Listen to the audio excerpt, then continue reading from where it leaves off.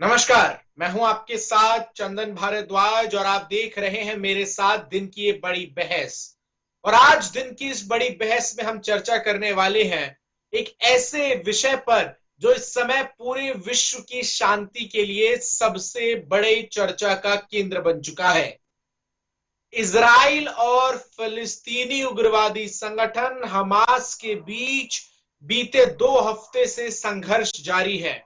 दोनों तरफ से एक दूसरे के ऊपर लगातार हमले किए जा रहे हैं। जहां इजराइल फिलिस्तीनी संगठन हमास और गाजा पट्टी पर किए जा रहे हमले को अपने आत्मरक्षा का अधिकार बता रहा है, तो वहीं हमास इसे फिलिस्तीन की आजादी से जोड़कर पूरे विश्व के सामने रख रहा है।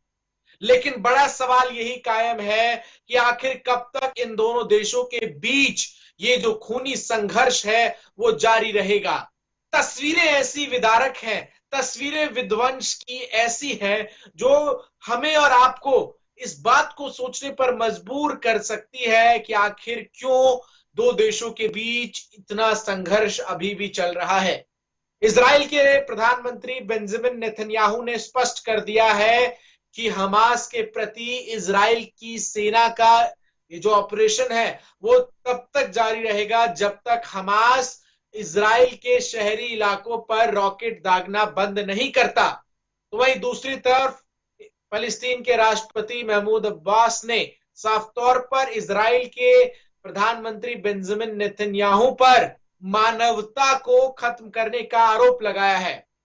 जिस तरीके से लगातार ये संघर्ष पूरा इस वक्त नजर आ रहा है, इसमें अमेरिकी राष्ट्रपति जो बाइडेन की भी भूमिका पर सवाल उठ रहे हैं।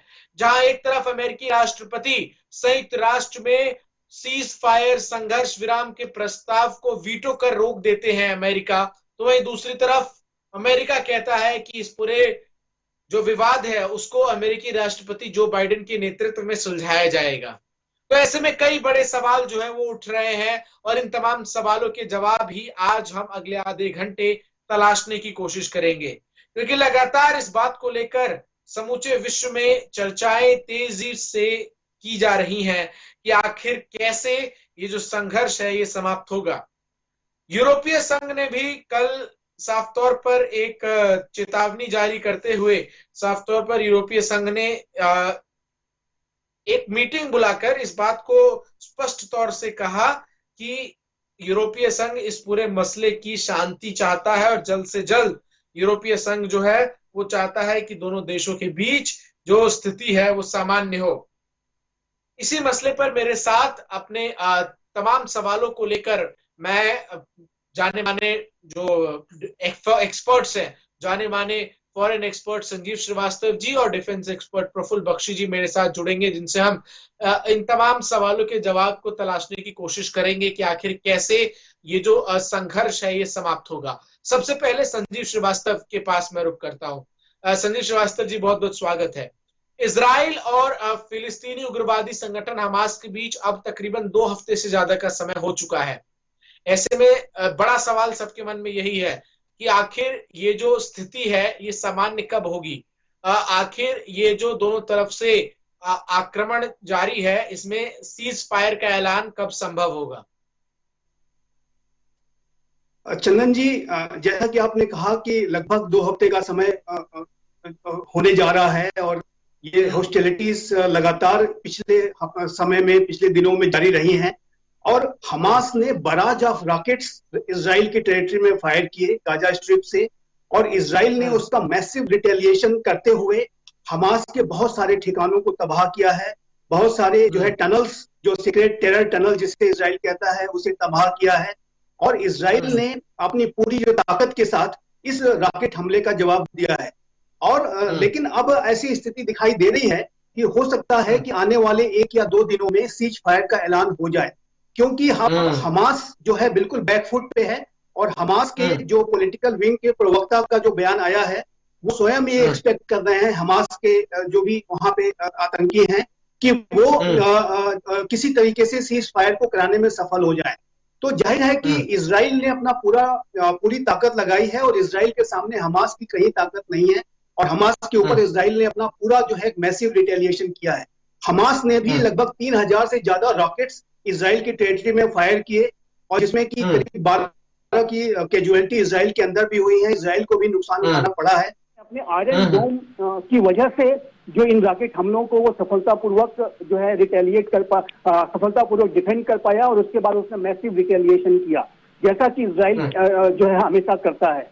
तो जाहिर है कि ये जो चंदन जी समस्या है, ये अब ऐसा लगता है कि 1 से 2 दिनों के अंदर इसमें सीज फायर का ऐलान हो जाना चाहिए, और इसका जो अगर सोल्यूशन की बात करें तो ये 2 स्टेट सोल्यूशन ही हो सकता है। आता हूं मैं इसमें सोल्यूशन पे आता हूं संजीव जी, सोल्यूशन पर आता हूं। पहले मैं प्रफुल्ल बख्शी जी को चर्चा में जोड़ लूं। प्रफुल्ल बख्शी साहब, जिस तरीके से दोनों पक्षों के बीच अभी भी साफ तौर पर संघर्ष जारी है, बड़ा सवाल यह है कि अभी भी युद्ध के स्थिति से अगर हम इस पूरे कॉन्फ्लिक्ट को समझे तो क्या हमास के पास अभी भी कुछ बचा है, या अब जिस तरीके से हमास खुद संघर्ष विराम के ऐलान होने का इंतजार कर रहा है, वो इस बात को दिखा रहा है कि हमास की लगभग हार हो चुकी है? हमास कोई कंट्री नहीं है, हमास कोई गवर्नमेंट नहीं है, हमास एक टेररिस्ट ऑर्गेनाइजेशन है जिसको कि इलीगल सप्लाई हो रहा है, और सारी वेस्टर्न कंट्रीज हमास को सप्लाई कर रही हैं, और वेस्टर्न कंट्रीज इजराइल को भी दे रही हैं। हाँ, इजराइल खुद स्वावलंबी है, वो अपना भी बना रहा है, और सारी की सारी टेक्नोलॉजी अमेरिका से ली है। हमास के पास सारे रशियन टेक्नोलॉजी है। इस बात की कोई दो राय नहीं है कि इन लड़ाई में वेस्टर्न पावर्स अपनी रोटी सेकते हैं। वो चाहते हैं कि ये लड़ाइयां होती रहें ताकि ये मामला चलता रहे। हाँ, चिकनी चुपड़ी बातें यूएन में मीडिया के आगे वो कहना दूसरी बात है, वो तो होता रहेगा, पर ये 1947 से देखा आया है। आपने इंडिया और पाकिस्तान का विभाजन भी देखा, ये सारा का सारा वेस्टर्न पावर्स के द्वारा कराया गया है, और अभी भी ये अपनी रोटी सेक रहे हैं। दूसरी बात है, हमास के पास में जरूर असला खत्म हो रहा होगा, उसमें कोई दो राय नहीं है। इजराइल की शक्ति बहुत है, हमास इजराइल के आगे टिक नहीं सकता। मतलब मैं तो उस इलाके में ट्रेन करा के आया हूं, इजराइल फोर्सेस की और इजिप्शियन फोर्सेस की और अरब फोर्सेस की, मुझे पता है किधर है। तो इस समय हमास इजराइल के आगे टिक नहीं सकता, पर ये लड़ाई अगर ज्यादा आगे बढ़ी तो जो अरब देश जो सपोर्ट भी कर रहे हैं इजराइल का, धीरे धीरे उनके पर प्रेशर पड़ेगा और वो इस्लामिक कार्ड खेलने लगेंगे। इसीलिए ये बेहतर है कि इस जगह पे फैलसूफी आए और पीस आए। नहीं तो स्वेज कैनाल तक पहुंच सकती है। ये बहुत जरूरी है कि इस समय पीस प्रोसेस हो। अमेरिका पीस प्रोसेस कराने की कोशिश कर रहा है।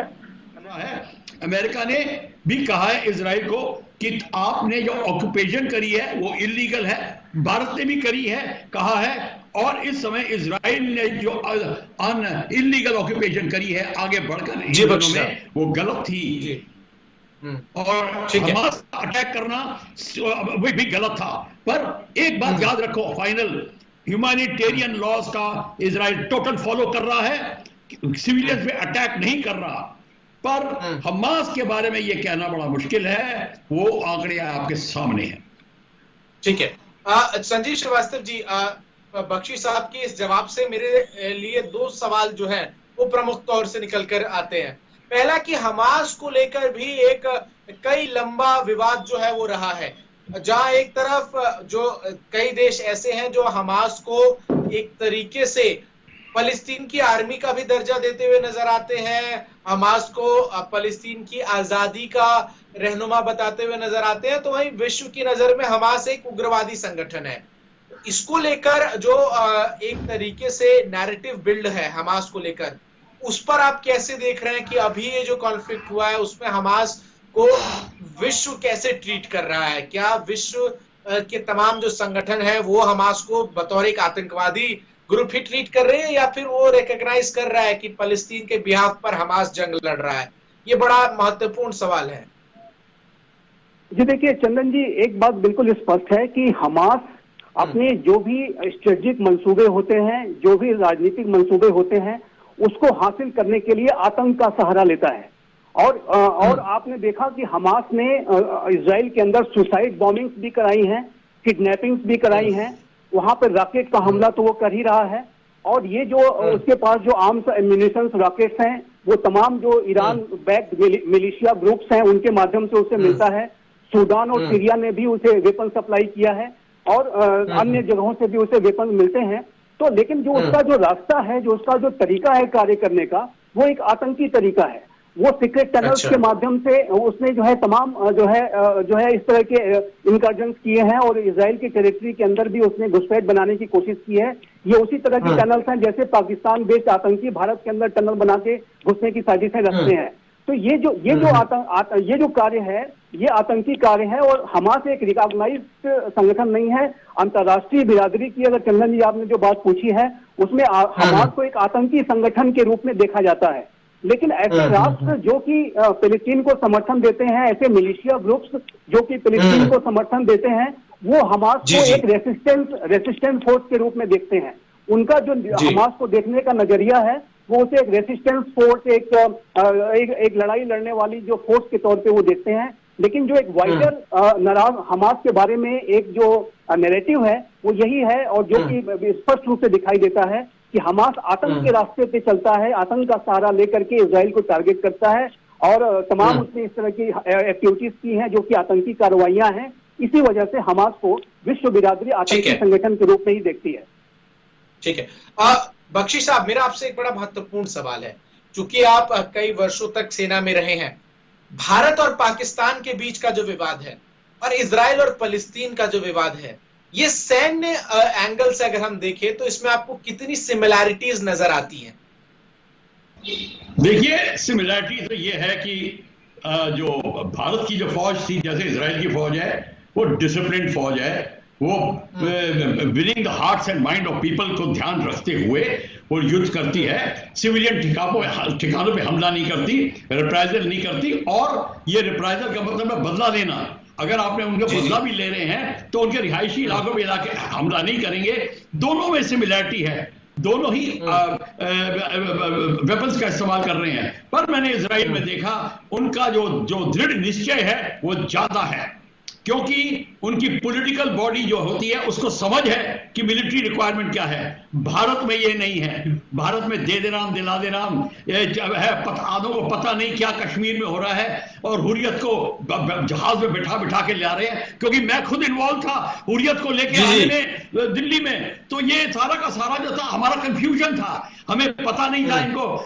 और जब रूबिया को रिकवर किया तो उसको देश की बेटी का दर्जा दे दिया हमारे डायरेक्टर ने, और रेडियो में बोल रहा है। तो देखिए, ऐसा है, हमारे यहाँ कंफ्यूजन थी, इजराइल में कोई कंफ्यूजन नहीं है। इजराइल को पता है क्या करना है। Aims and objectives are very clear. अब हिंदुस्तान ने पॉलिटिकल विल पावर ही वो बेसिक डिफरेंशिएशन है दोनों देशों के बीच, अगर हम एनालिसिस करें तो 100% पॉलिटिकल विल पावर ही है। और इसलिए विल पावर तब बनती है जब आपको पॉलिटिक्स का पता हो। आपको सिर्फ अपने इलेक्शन और री इलेक्शन से काम नहीं चलता। आपको देश की नीति क्या होनी चाहिए, देश को थ्रेट कहां से आ रहा है, हमको कैसे करना चाहिए। देखिए, फॉरेन पॉलिसी में कोई दोस्त कोई दुश्मन नहीं होता कि हम इजराइल हमारा दोस्त है तो हम करेंगे, नहीं तो पीठ में छुरा भोंकेंगे। ये सारी हिंदी निबंध में जीतने की किताबें तरीके हैं। चाणक्य ने आपको बोला था जो आपके देश के लिए भला है वो करेक्ट है, जो देश के लिए गलत है वो गलत है। ये हम नहीं समझते, ये इजराइल समझता है, ये चीन समझता है। हमारे को अभी बड़ी देर लगेगी इसको समझने में। ठीक है संदेश श्रीवास्तव, अब इस पूरे विवाद में जिस तरीके से अमेरिका का रोल हम देख रहे हैं, संयुक्त राष्ट्र में जब फ्रांस की तरफ से प्रस्ताव लाया गया कि दोनों पक्षों के बीच शांति की वार्ता और सीज फायर को एक तरीके से लाया जाए, तो अमेरिका ने इसका विरोध करते हुए कहा कि इस पूरे मसले का जो निपटारा है वो अमेरिकी राष्ट्रपति जो बाइडेन अपने पक्ष से करेंगे। वहीं दूसरी तरफ बाइडेन की अपील के बावजूद नेतन्याहू ने कल फिर एक बार स्पष्ट तौर पर कहा है कि इजराइल अपनी आत्मरक्षा के रूप में ये कार्रवाई कर रहा है और जब तक हमास की तरफ से हमले जारी रहेंगे तब तक इजराइल भी हमास के ठिकानों पर हमला जारी रहेगा। तो ऐसे में अमेरिका की स्थिति एक क्या अभी इस वक्त पशुपेश में फंसा हुआ है अमेरिका भी कि वो इजराइल को कहां विथहोल्ड करे और पैलेस्टीन का कहां साथ दे? क्या अमेरिका के लिए भी इस वक्त एक कंफ्यूजन की स्थिति है जो साफ तौर पर वर्ल्ड लेवल पर नजर आ रही है? जी चंदन जी, मैं स्पष्ट रूप से देख रहा हूं कि अमेरिका का जो नया बाइडेन एडमिनिस्ट्रेशन है वो अभी भी इजराइल पैलेस्टाइन को लेकर के एक साफ नीति पे नहीं आ पाया है।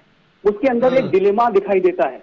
लेकिन चूंकि अभी ये बाइडेन एडमिनिस्ट्रेशन इजराइल पैलेस्टाइन को लेकर के रिव्यू कर रहा था और एक पॉलिसी मेकिंग के प्रोसेस में था, उसी बीच में ये कॉन्फ्लिक्ट शुरू हो गया। और जाहिर है कि जो अमेरिका इजराइल का एक ट्रेडिशनल एलाई है, इजराइल को अमेरिका लगातार डिफेंड करता है, सपोर्ट करता है, हर तरीके से उसे मदद करता है, उसकी सिक्योरिटी से आने वाले खतरों में उसे बचाता है। तो बाइडेन एडमिनिस्ट्रेशन भी, और इसके लिए अमेरिका में बाईपार्टीजान सपोर्ट है, चाहे रिपब्लिकन हो चाहे डेमोक्रेटिक हो, इसीलिए अमेरिका ने इस कॉन्फ्लिक्ट में भी पूरी तरह से इजराइल का साथ दिया है। लेकिन अमेरिका के बाइडेन एडमिनिस्ट्रेशन ने यह भी अपील की है कि जल्द से जल्द डी एस्केलेशन होना चाहिए। प्रेसिडेंट बाइडेन ने नेतन्याहू इजराइल के प्रधानमंत्री के साथ 4 बार फोन से बात की है और लगातार वो हर एक बात में उनको इंसिस्ट कर रहे हैं कि जल्दी से जल्दी ये डी एस्केलेशन करें और एक शांति की तरफ बढ़ें और जो है बातचीत से समाधान को निकालें। तो अमेरिका की जो नीति है अभी स्पष्ट नहीं है, ये तो बात बिल्कुल स्पष्ट है। वो जो है एक डिलेमा की स्थिति दिखाई दे रही है। लेकिन ऐसी पूरी उम्मीद की जानी चाहिए कि आने वाले कुछ दिनों में अमेरिका इसके ऊपर एक स्पष्ट रुख लेकिन एक संजीव जी, ये जिस तरीके से बाइडेन और नेतन्याहू के बीच 4 बार बातचीत हो चुकी है, आ रहा हूं बख्शी साहब, बस आपके पास भी आ रहा हूं, 4 बार बात हो चुकी है दोनों पक्षों के बीच, लेकिन बाइडेन और नेतन्याहू के बीच, लेकिन अभी तक ऐसा लग रहा है कि नेतन्याहू बात सुनकर अंतर्राष्ट्रीय मंच पर बाइडेन की सराहना कर आगे निकल जाते हैं और उनका एम बिल्कुल क्लियर नजर आता है कि हमें हमास को एलिमिनेट करना है अगर जब तक हम पर हमले होते हुए नजर आएंगे। चंदन जी, ये आपने बड़ा अच्छा प्रश्न किया है। इसका जवाब मैं जरूर इस तरह से दूंगा कि इजराइल एक ऐसा राष्ट्र है चंदन जी, और ज्यू कम्युनिटी एक ऐसी कम्युनिटी रही है कि जिसके के ऊपर सदियों से लगातार अत्याचार हुए हैं। ज्यूज को परसिक्यूट किया गया, ज्यूज को लगातार उन्हें एलिमिनेट करने की साजिश की गई। पूरे विश्व में वो एग्जाइल में रहे हैं, पूरे विश्व में यहाँ वहां भटकते रहे हैं। हिटलर ने तो उन्हें पूरी तरह से समाप्त करने की साजिश रची। कंसंट्रेशन कैंप, होलोकॉस्ट का पूरा एक इतिहास है। इसी वजह से जब ज्यूज ने अपना एक स्टेट बनाया तो उस स्टेट की सिक्योरिटी को लेकर के वो बहुत ही हाई अलर्ट मोड में रहते हैं। और ज्यूज जो इजराइल स्टेट है वो चारों तरफ से थ्रेट से हमेशा घिरा रहता है। इसी वजह से इजराइल जो है किसी भी हमले के ऊपर 0 टॉलरेंस की पॉलिसी पे काम करता है और विशेष रूप से आतंक की कार्रवाइयों के ऊपर वो बिल्कुल भी बर्दाश्त नहीं करता है।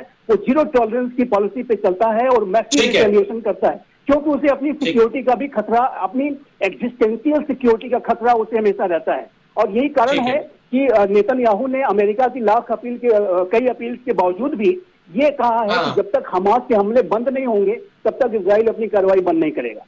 ठीक है बख्शी साहब, अब मेरे 2 बड़े महत्वपूर्ण सवाल हैं आपसे। पहला ये सवाल है, जिस तरीके से आपने अपने पहले सवाल का उत्तर देते वक्त वेस्टर्न कंट्रीज का जिक्र किया, एक तरीके से वेस्टर्न कंट्रीज ही इस पूरे वॉर में वेपन सप्लाई करने के लिए जाने जाते हैं, और वहीं दूसरी तरफ चाहे वो यूरोपियन यूनियन का फोरम हो या फिर यूएन का फोरम हो, वहां ये कंट्रीज ही पीस की बात करते हैं। ऐसे में कितना विरोधाभास नजर आता है कि एक तरीके से बैक एंड से वही देश वेपन सप्लाई कर रहे हैं और फ्रंट एंड पर वही देश शांति के सबसे बड़े पक्षधर बनते हुए नजर आते हैं। दुनिया का सबसे बड़ा फ्रॉड ये आप देख रहे हैं इस समय।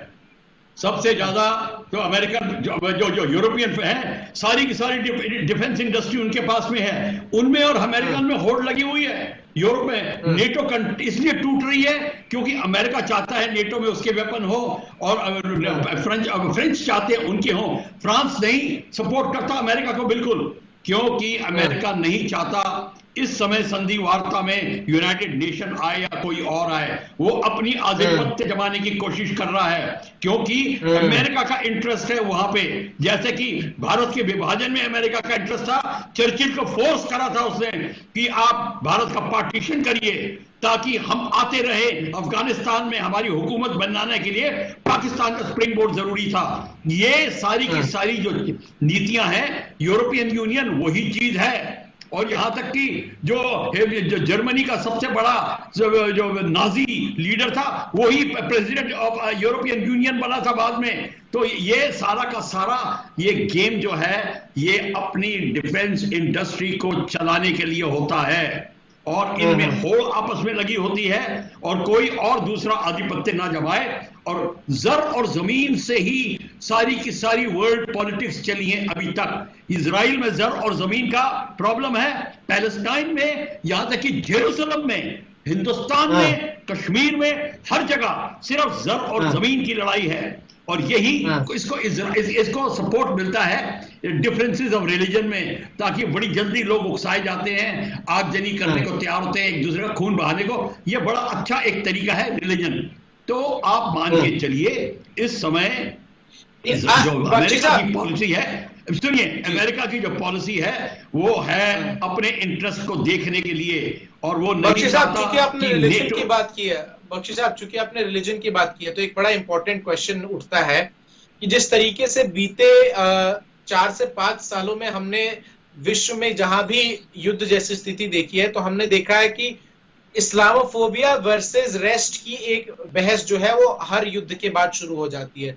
इस पूरे संघर्ष में भी जो तमाम इस्लामिक देश हैं वो कहीं ना कहीं एक साथ एक पन्ने पर नजर आते हैं पर एक साथ है नहीं, वहीं और जो देश हैं वो उनके विरुद्ध नजर आते हैं। तो कहीं ना कहीं क्या आने वाले वक्त में जो अधिकतर वॉर्स होंगी वो दो सभ्यता, दो रिलीजन या फिर दो सिविलाइजेशंस के बीच के क्लासेस की वजह से उत्पन्न हो सकती है? ये एक बड़ा सवाल है।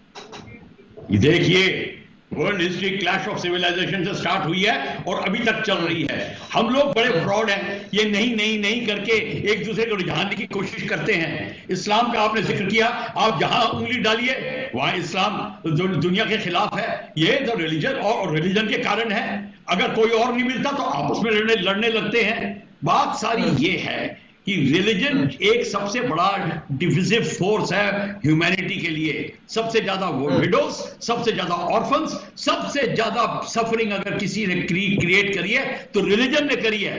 हिंदू, मुस्लिम, इस्लाम, क्रिश्चियनिटी, मैं किसी एक की बात नहीं कर रहा, मैं रिलीजन की बात कर रहा हूं। तो रिलीजन का सहारा जब आप लेते, सुनिए मेरी बात, तो इस समय अमेरिका जो है वो चाहता है कि वो उसके पर कोई दाग ना आए, वो अपना गेम सीधा करना चाहता है। पर बेसिकली जो है वो उसका जो उंगली पड़ती है वो उसकी रिलीजन की आग में झुलसने लगती है। वो हेल्प नहीं कर सकता और सारे कंट्री इकट्ठे हो जाते हैं। अल्टीमेटली आप हिंदुस्तान में देख लीजिए, कहीं भी वोट डाल के देख लीजिए, सब सपोर्ट कर रहे हैं। जो मुस्लिम है वो इनको सपोर्ट करेगा। ठीक है संजय श्रीवास्तव जी, आप अपनी बात भी रखिएगा, लेकिन एक बड़ा महत्वपूर्ण सवाल है। इस पूरे इजराइल और फिलिस्तीन के संघर्ष में इस्लामिक देशों का जो समूह है ओआईसी, उसको जितनी मजबूती से होना चाहिए था इस पूरे समय में, क्या आपको मिसिंग नजर आया है? ये एक बड़ा सवाल है जो बार बार इस समय खास करके उठ रहा है कि वो जो ओआईसी संगठन है वो इस पूरे इशू में एक तरीके से फेल रहा है। क्या हम ऐसा कह सकते हैं? चंदन जी, पहले मैं एक क्लैश ऑफ सिविलाइजेशंस के ऊपर एक बात अपनी रखना चाहूंगा कि जी। क्लैश ऑफ सिविलाइजेशन दुनिया के लिए एक बहुत ही बड़ा खतरा है और क्लैश ऑफ सिविलाइजेशन को नहीं होने दिया जाना चाहिए। और डायलॉग एमंग सिविलाइजेशंस की आवश्यकता है। और ये जो इजराइल पैलेस्टीन का जो विवाद है, इसमें जब तक डायलॉग स्थापित नहीं होगा, जब तक ये इन दो सभ्यताओं के बीच में, दो धर्मों के बीच में एक जो है कोऑर्डिनेशन पैदा करने की कोशिश नहीं की जाएगी, तब तक ये पॉलिटिकल और इस तरह के यूएन वगैरह से ये बात नहीं बनने वाली। ये विवाद बेहद गहरा है। ये विवाद की जो जड़ है आइडेंटिटी बेस्ड कॉन्फ्लिक्ट है। इसी वजह से इसे बहुत ही जटिल विवाद के रूप में देखा जाता है। ये जो है लंबे समय तक चल सकता है, लेकिन डायलॉग की बहुत आवश्यकता है जिसकी कि अभी इस समय बेहद कमी है। विश्वास की बहुत कमी है जिसकी कि बहाली की आवश्यकता है।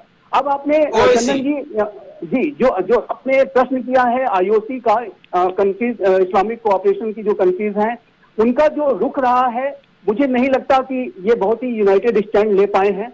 और अभी हाल के समय में जिस तरह से अब्राहम एकॉर्ड साइन हुए थे ट्रंप एडमिनिस्ट्रेशन के दौरान, जिस तरीके से तमाम जो देशों ने इजराइल के साथ अपने संबंध भी स्थापित किए थे, इजराइल की जो इंटेलिजेंस एजेंसी मोसाद है वो लगातार जो है तमाम इस्लामिक देशों से संपर्क में रहती है और उसके साथ कोलैबोरेशन बढ़ाने की कोशिश करती है। तो उसकी वजह से मुझे नहीं लगता कि जो ऑर्गेनाइजेशन ऑफ इस्लामिक कोऑपरेशन है उसके अंदर जिस तरीके का एक यूनिटी होनी चाहिए वो अभी दिखी है।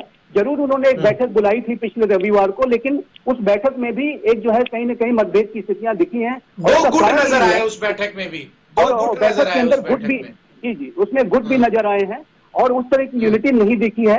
लेकिन इस्लामिक जो कंट्रीज हैं उनका जो बेस्ट अप्रोच ये हो सकता है कि वो इस विवाद को शांतिपूर्ण तरीके से बातचीत के लिए प्रमोट करें दोनों पक्षों को, और दोनों पक्षों को वो टू स्टेट सोल्यूशन के लिए प्रेरित करें, न कि एक गुटबंदी करें, न कि इजराइल के खिलाफ मोर्चा खोलें, बल्कि एक डायलॉग एमंग टू जो पार्टीज हैं उनके बीच में स्थापित करें, एक संवाद स्थापित करें।